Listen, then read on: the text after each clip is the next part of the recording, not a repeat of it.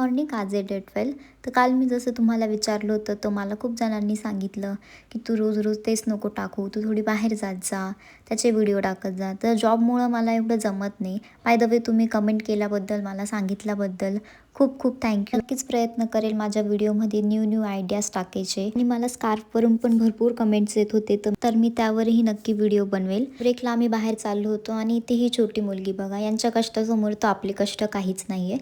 मग कॅफेमध्ये गेलो, चहा घेतला. इथे आम्ही सर्व आलेलो होतो. इथे फ्रेंच फ्राईज मागवले आणि पिझ्झा मागवला होता आणि घरी निघाले तर इथे माझी दीदी तिची फ्रेंड भेटलेली होती. त्यांच्यासोबत मी प्लेयर्स कॅफेला गेले.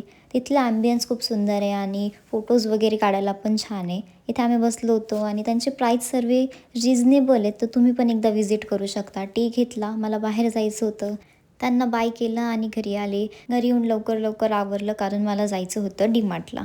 तर दीदीसोबत मी डीमार्टला चालले होते काही सामान घ्यायला. आवरलं आणि निघालो आम्ही. त्यानंतर डीमार्टला पोहोचलो. डीमार्टला पोहोचल्यावर मला असं वाटतं की यार अख्खे नाशिकचे लोकच डीमार्टला येतात का काय. एवढी गर्दी होती की चालायलासुद्धा जागा नाही आणि त्यात त्यांची एवढी मोठी ट्रॉली त्या गर्दीत घेऊन चालायचं म्हटलं की कठीणच. मला हे कळत नाही की डीमार्ट खरंच स्वस्त आहे की नाही, काही कळतच नाही. कारण गेलो की तिथे 5,000चं बिल बनेलच बनेल. त्यानंतर आम्ही सर्व सामान वगैरे घ्यायला लागलो आणि त्यानंतर माझी बहीण सर्व रिकामं वस्तू घ्यायला लागलेली होती, जे की ती यूजही करणार नाही. घेतल्यानंतर ट्रॉली भरली आणि ते 2026च्या कॅलेंडरमध्ये माझी बहीण तिचा बड्डे शोधते आहे की कधी येणार आहे तो.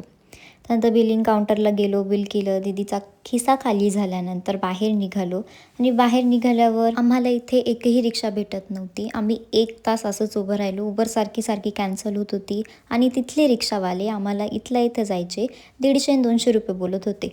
फायनली उबर झाली आणि उबरमध्ये आम्ही घरी निघालो. 10 नंतर मी घरी पोचले. खूप भूक लागली होती. जेवण करायला बसले, थोडासा केक खाल्ला आणि बस उद्या सकाळी परत लवकर उठायचं आहे. Bye, good night.